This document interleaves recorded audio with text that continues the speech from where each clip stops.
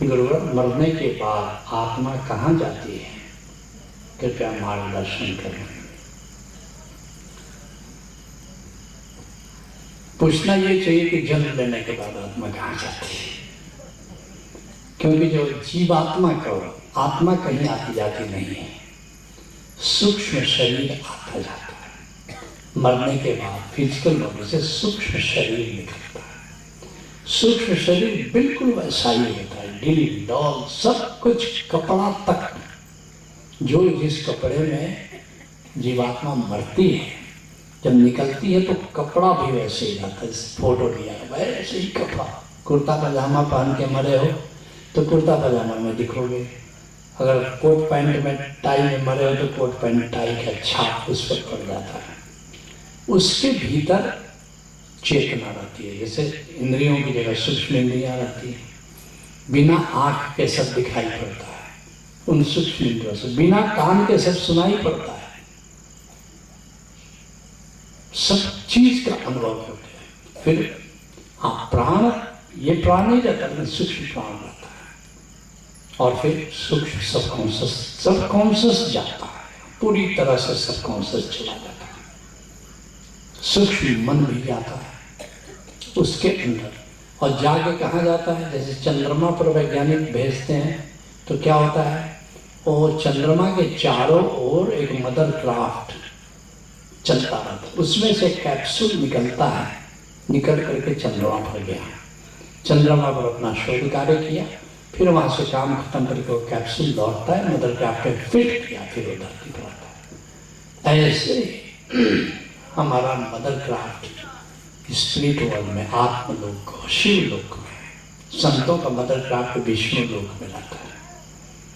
और वहाँ से कुछ ऊर्जा एक कैप्सूल लेके हम धरती पर आते हैं, यहाँ पर अपना काम किए, फिर ये कैप्सूल, वो जो यहाँ पर वो कैप्सूल आके किससे जुड़ता है? माँ के पेट में 3 महीने का जब छोटा बच्चा भ्रूण हो जाता है उससे वो जुड़ जाता है, और फिर 6 महीने के बाद जन्म हो गया।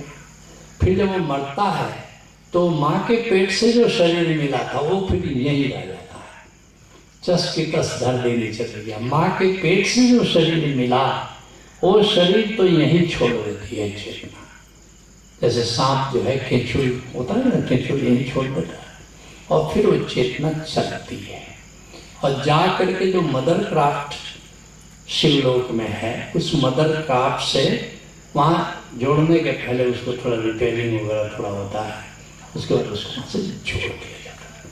फिर अगली बार फिर होता है कि चलो कहाँ चलना है, हिंदुस्तान चलना है कि पाकिस्तान चलना है, कि कहाँ जन्म लेना है, हिंदू में जन्म लेना है कि मुस्लिम जन्म लेता है। कोई जरूरी नहीं कि एक बार हिंदू हो गए तो हमेशा हिंदू ही। हाँ, हर व्यक्ति को चॉइस मिले ये भी जरूरी नहीं है, लेकिन जो एडवांस सोल्स होते हैं उनसे पूछा जाता है, भाई किस पेरेंट्स के यहाँ जाओगे, किस देश में जाओगे, क्या चाहोगे वहाँ से मिला है। यूँ समझ लो कि 5% लोगों से पूछा जाता है। इतना मेरा आश्वासन कि ओशोधारा वालों से पूछा जाता है। जो साधना में रहते हैं उनसे पूछा जाता है, वो जैसा कॉन्ट्रैक्ट, हाँ कितने दिन रहोगे, तुम कहोगे कि हम रहने 50 साल 60 साल, तो कोई डेट भी तुम दो कि हम इस डेट को आना चाहेंगे, बस उस दिन, बीच में कोई डिस्टर्बेंस नहीं है, पूरा कॉन्ट्रैक्ट होता है। मिशन क्या है, बाकी तो आनी जानी है, ऐसा नहीं कि सबसे बाकी के लिए तो कोई भी गर्भ मिल जाए। भीड़ लगी है, बड़ी भीड़ लगी है, गर्भ बहुत कम है।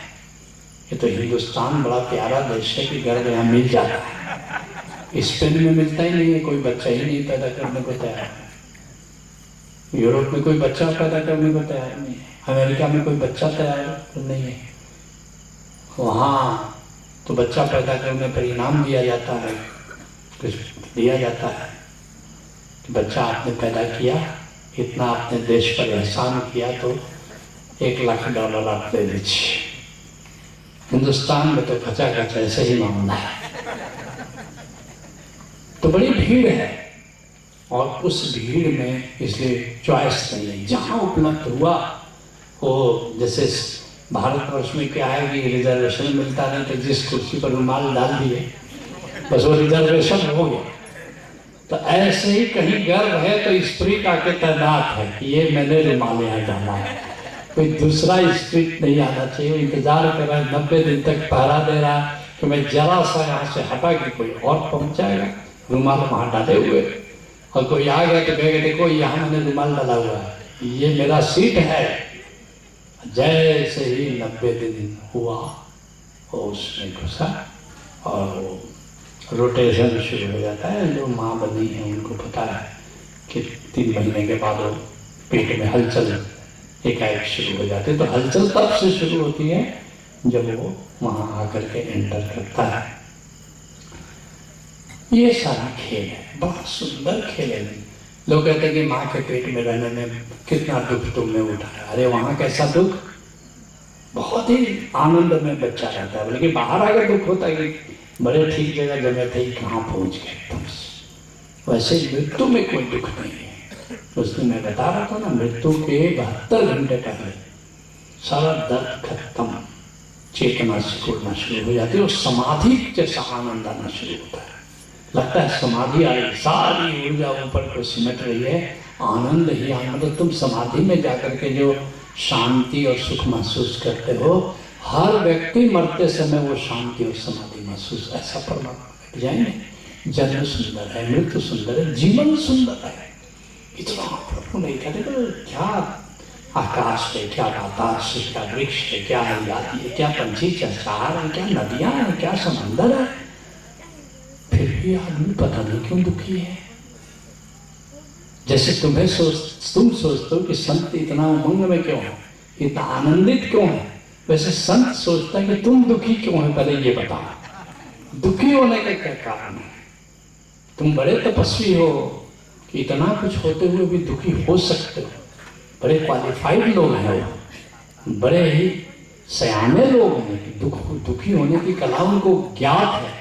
संत नालायक हैं, अनाड़ी हैं, उन्हें दुखी होना आता ही नहीं है। एक सीधी सी बात नहीं आती, वो दुखी नहीं हो सकते। ये तो उनकी अयोग्यता है कि वो दुखी नहीं हो सकते। संसारी क्या क्या तरीके खोज लेता है दुखी होने का, शादी कर लेता है, बच्चे पैदा कर लेता है, पता नहीं क्या क्या इंतजाम कर लेता है दुखी होने का। जीवन में दुख नहीं है। जीवन इतना सुंदर आयोजन है। कुछ भी देखो ना, तो आकाश देखो आनंद ही आनंद है, बतास देखो आनंद ही आनंद, हवाएं पेड़ देखो, पंछियों को देखो, न नौकरी है न दुकानदारी है, और पंछी नाच रहे हैं। तुम्हारी नौकरी भी है, दुकानदारी भी है, पता नहीं क्या क्या है, फिर भी दुखी।